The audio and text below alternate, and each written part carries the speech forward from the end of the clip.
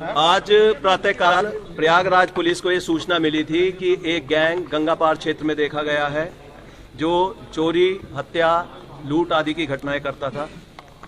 इस गैंग की घेराबंदी की गई जिसमें 60 टीमों को लगाया गया। एसएसपी प्रयागराज, एसपी गंगापार और एसओजी की टीमों ने इसमें जो अभी तक काम कर रहे थे वो सभी इस टीम में शामिल रहे और उन्होंने जब बदमाशों को ललकारा तो उसमें से 2 बदमाश वहां मौके पर पकड़ लिए।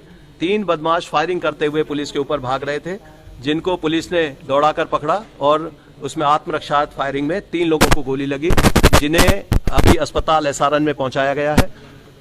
2 लोगों की गिरफ्तारी वहां से मौके से की गई थी।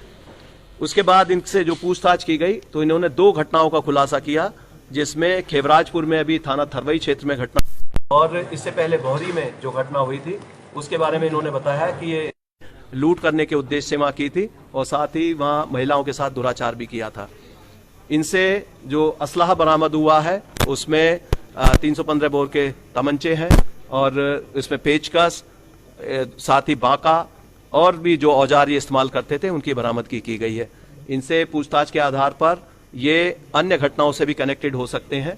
जितनी भी घटनाएं गंगापार क्षेत्र में हो रही थी इसमें इनका मिलान किया जा रहा है कि जहां जहां इस प्रकार की घटनाएं हुई हैं जिनमें भले ही नामजदगी हो गई है, अगर कोई गलत नामजदगी की गई है तो इस आधार पर जो इनका बयान है और इनके जो मोबाइल फोन नंबर्स मिले हैं, जो उनका अभी तक जो सर्विलांस पर इनमें से कुछ लोग थे उसमें लिस्निंग में जो आया, इस आधार पर आगे कार्रवाई की जाएगी। इस घटना में जो बदमाश पकड़े गए हैं उन पर पहले कुछ 3 बदमाशों में 25-25 हजार का इनाम था।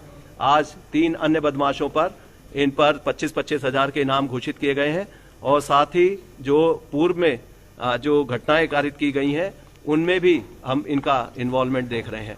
इसमें एसीएस होम डीजीपी महोदय की तरफ से 1-1 लाख का इनाम दिया गया है जो टीम यहाँ पर वर्कआउट करने में इसमें लगाई गई थी।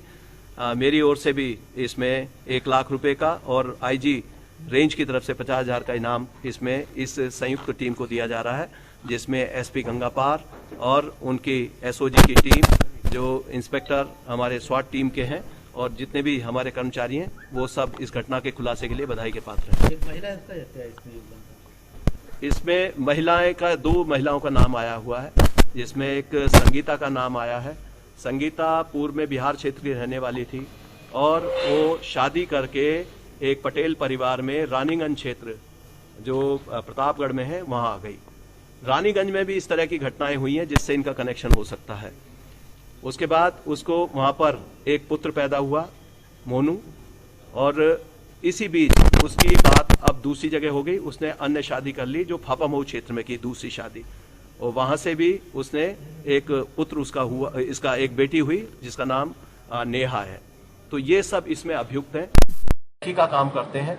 इनका कनेक्शन है कि यहाँ फाफामऊ में रहकर ये आसपास के क्षेत्रों को देखते थे कि कहाँ इस तरह की वारदात की जा सकती है। उसके बाद ये कैमूर क्षेत्र से बिहार से अपने गैंग को इंटीमेट कर वहां से बुला देते हैं। ये लूट के इरादे से जाते हैं, पूरे परिवार को साफ कर देते हैं, क्या इनकी कार्यप्रणाली है? ये सबसे पहले अपना टारगेट चिन्हित करते हैं कि ऐसा परिवार होना चाहिए जिसमें महिलाओं की संख्या कम हो, जिसमें महिलाएं संख्या ज्यादा हो, पुरुष कम हो।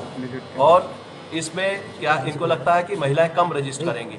दूसरा ये देखते हैं कि जो 4 दीवारी है वो घर की छोटी होनी चाहिए जिसमें कूद फांद करे अंदर चले जाएं और वो गांव से अलग हटकर जो घर होते हैं उनको ये अपना टारगेट बनाते हैं। रैकी करने के बाद में ये उस घर में कूद जाते हैं और वहां से पहले ये चुपचाप चोरी और वहां से प्रॉपर्टी हटाने का काम करते हैं। लेकिन अगर इस बीच कोई जग जाता है, कोई शोर मचाता तो तत्काल उसके ऊपर टूट पड़ते हैं और उसकी हत्या कर देते हैं। महिलाओं के साथ भी उनके कपड़े हटाकर दुराचार सामने आए।